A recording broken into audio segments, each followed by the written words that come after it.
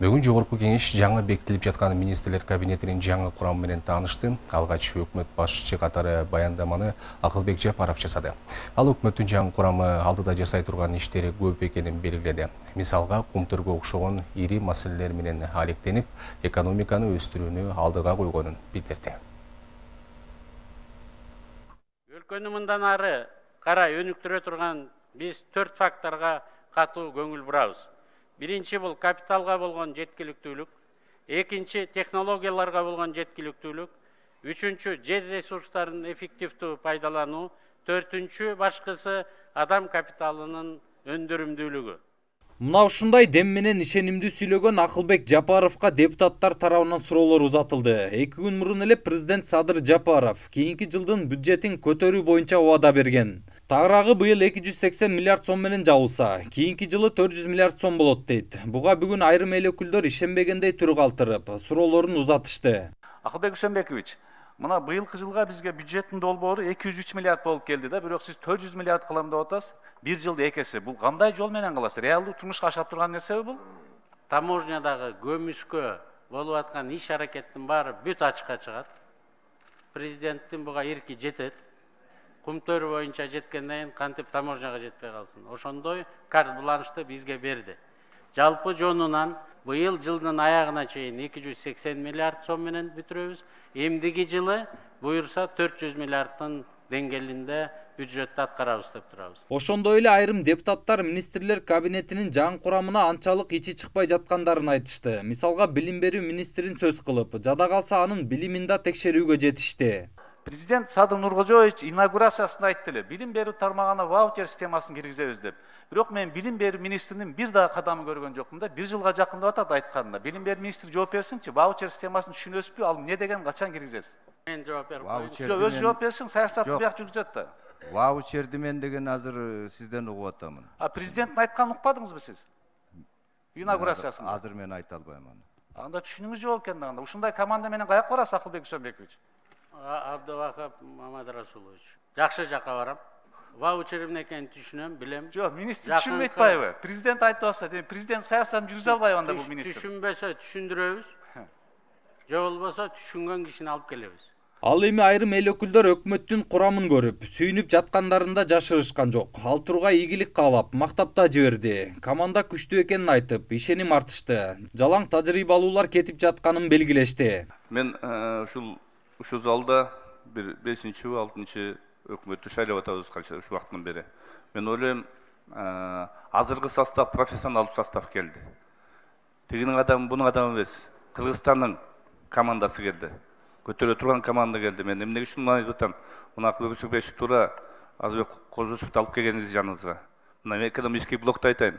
Ушундай Алыевди, ушундай тажрыйбасы бар. Көп жылдан бери эмгеги сиңген балдар келгенине сыймыктаныш керек. Мен ойлойм, бул келечекте жакшы пазыл президентке да ыраазычылык. Депутат Карамат Орозо болсо министрлердин баары барып Баткенге жашаса болмок деген кызыктуу пикирин ортого салды. Мунун да жөндүү себеби бар экен. Анткени Баткенде жашоо оор, ошол жактын көйгөйүн жон териси менен сезсин деген кыяс калтырды. Бирок ошондой көйгөйлүү жерди көйгөйүн чечүү үчүн ошол жердин өзүнүн жергиликтүү кадрлары керек. Бирок сиздин кабинет министрлеринин составында бир да Баткенден өкүл жок. Буга кандай жооп бересиз? Эмне үчүн Баткендиктерди эсепке алган жоксуз? Биз капабыз.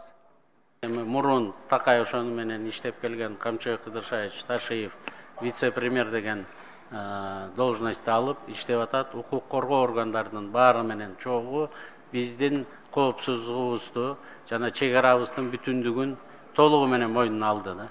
Ошондой эле жогорку кеңеште кылмыштуу топтор жөнүндө да кеп козголду. Анда улуттук коопсуздук боюнча мамлекеттик комитеттин төрагасы Камчыбек Ташиев кылмыштуулукту жойгонун айтып, үн көтөргүс болгон дейт. Ал Тургай мамлекетти тоноп жаткан фарм мафиянын бетин ачтык. Кыскасы, коррупция менен күрөш катуу жүрүп жатканын билдирди. Мурдагы министр мына жанагы Космосбек Чолпонбаев деген. Ошонун бир тууган карындашы бар экен. Алар толук бойдон ушул Министерство здравоохранения деңгээлине чыгарып алышкан мафияны. Демек, биз аны түшүрүшүбүз керек. Элге доступный лекарствону, дары-дармекти жеткизип беришибиз керек. Ушул биздин негизги милдетибиз. Мен ойлоймун, октябрь айы Кыргызстандагы баалардын, фарм баалардын, то есть дары-дармектердин баасы резко түшөт, Кудай кааласа. Бул учурда депутат Дастан Бекешев Ташиевке карата курч мүнөздөгү суроону берди. Сөз Матраимовдор темасы жөнүндө кетти. Ыңгайсыз суроого Ташиев мындайча жооп кайтарды. Ортодо кайым айтышуу орун алды. А некоторые члены Кабинета министров ходят на тех, которых кустуризируют, и с ними же сидят за одним столом. Многие молодые граждане хотят уехать из страны. Они разочаровываются, видя это все. Как быть, когда вот такой пример? Просто хотелось бы, чтобы вы сами пример такой подавали. А мы их всех посадили, еще посадим. Кто будет заниматься коррупцией, несмотря на то, что там со мной пойдет в той, не той, Куран окуту, всех мы накажем. В том числе вас тоже. Если вы нарушите закон, вас тоже будем наказывать, несмотря на то, что вы рядом со мной здесь сидите. Поэтому я вас еще раз говорю, у кыргызов, кто ходит той или Куран окуту, это принято. Поэтому, уважаемый Дастан Далайбекович, ни разу от вас я полезной критики не слышал. Все время критикуете то, что ненужное. Так вы лучше скажите, как исправить страну. Ана жөнөлө отуруп алып туруп эле бул жерде сүйлөп коюп эле бирөөнү жамандап каралап, бирөөгө жаман сөз айтып койсом эле жакшы көрүнүп, вот таким образом коомду бузуп атасыңар. Айтсак, кече президент Садыр Жапаров өкмөт башчылыкка Акылбек Жапаровду дайындаган. Эгер кийинки жылга коюлган пландар аткарылбаса, анда чара көрө тургандыгын айткан. Жада калса Жапаровдун ар бир кадамын жеке көзөмөлүнө аларын билдирген. Бүгүн болсо Жогорку Кеңеш министрлер кабинетинин жаңы курамын жана түзүмүн карады. Жоодар Бузумов, Нурбек Жеңишбек уулу, Нурньюс, Бишкек. Бир мандаттуу округтан депутаттыкка ат салышуу үчүн арыз жазгандардын саны 300дөн ашкан.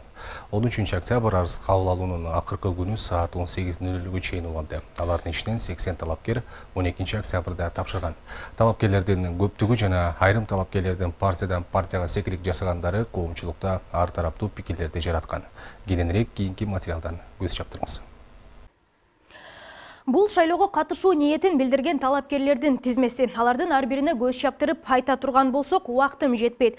Сиз бул талапкерлер тууралуу БШКнын расмий сайтына кирип таанышсаңыз болот. Ал эми ушул күндүн 15:00-ндө алынган маалымат боюнча алардын саны 300дөн ашкан. Алдыда өтүүчү парламенттик шайлоого талапкерлердин көптүгү коомду ар тараптуу пикирлерди жаратпай койгон жок. Кайра-кайра шайлоо өткөрүүдөн тажабаган өлкөдө улам шайлоого катышуу ниетин көздөгөн партия жана талапкерлер да чар-чабастыгы эл оозуна алынууда. Ал эле эмес, кайрадан депутат болгусу келген талапкерлер партиядан партия которуп секирик жасагандары да коомчулуктун шакаба чордонуна айланган. Шайлоого аттагандарды карап отуруп, мансапкор эл экенибизге дагы бир жолу ынанасың. Депутат деген ким экенин билбеген делден кулактарда жүрөт. Интервью алганга киши калдыбы? Бар эле талапкер журналисттерге оор болду. Өй партиялар, тизмеңди көрсөт, ким экениңди айтып берем. Ырчы чоорчулардын бар эле депутат болгусу келет го. Парламент хит-парадка айланып кетпесе экен. Маалым болгондой 13 октябрь бир мандаттуу округтан депутаттыкка ат салышуу үчүн арыз тапшыруунун акыркы күнү. Ал эми катталуу үчүн документтерин 18 октябрга чейин тапшырууга тийиш. Бир талапкер бир округтан гана каттала алат. Бүгүн 15:00-га алынган маалымат боюнча шайлоого катышуу ниетин билдирген талапкерлердин саны 300дөн ашкан. Ал эми арыз кабыл алуу мөөнөтү 18:00-дө аяктады. Шайлоого катышуу ниетин билдирген бир мандаттуу округтан талапкерлердин көпчүлүгү өзүн өзү көрсөткөндөр. Алардын ичинен 80 талапкер арызын 12 октябрда тапшырган. БШК арыз тапшыргандардын 36-сын расмий талапкер катары каттаган. Ал эми Ош шаары жана Ош облусу боюнча парламенттик шайлоого 9 мандат каралган. Азыркы тапта шайлоого карата даярдыктар бардык аймактарда жүргүзүлүп жатат. Өткөн жылкы парламенттик шайлоодо кетирилген мыйзам бузуу жана мүчүлүштүктөр коомго сабак болгону айтылып жатат. Бул жолку шайлоо өнөктүгүндө бир нече мыйзамдарга өзгөртүүлөр киргизилген. Демек мурдагы катачылыктар кайталанбайт деген ишенимин БШКнын Ош облусу боюнча төрагасы Расул Кадыров билдирүүдө. 2020-жылы 4-октябрда өткөн Жогорку Кеңеш депутаттарын шайлоодогу болгон мүчөлүштүктөрдүн бардыгы менимче бардыгына сабак болот. Талапкерлерге дагы, партияларга дагы, шайлоочуларга дагы, ал боюнча дагы ошол шайлоочуларды бир топ эле кабардар болуп колдошот. Анан эл дагы кичине пикири өзгөрдү. шайлоого дагы талапкерлерге дагы депутаттарга дагы демек мында таза окуганга биз деле ишенип турабыз. Мына жакында эле Борбор шайлоо комиссиясынын төрайымы Нуржан Карбековна Кыргыз Республикасынын коопсуздук кеңешинин катчысы Марат Иманкуловдор келип бардык региондордо жолугушууларды өткөрүп кетти. Бийлик дагы таза өтүшүнө өздөрүнүн кепилдигин берип атат. Парламенттик шайлоо 28 ноябрда өтөт. Бул ирет жогорку кеңешке 90 депутат келет. Анын 54-ü партиялык система менен 36-сы бир мандаттуу округтан шайланат. Жалпысынан 75 партия шайлоого катышуу ниетин билдирген. Алардын канчасы катталары азырынча белгисиз. Нурзада Сыдыкова, Адилет Нуршанбаев, Нурньюз, Ош шаары.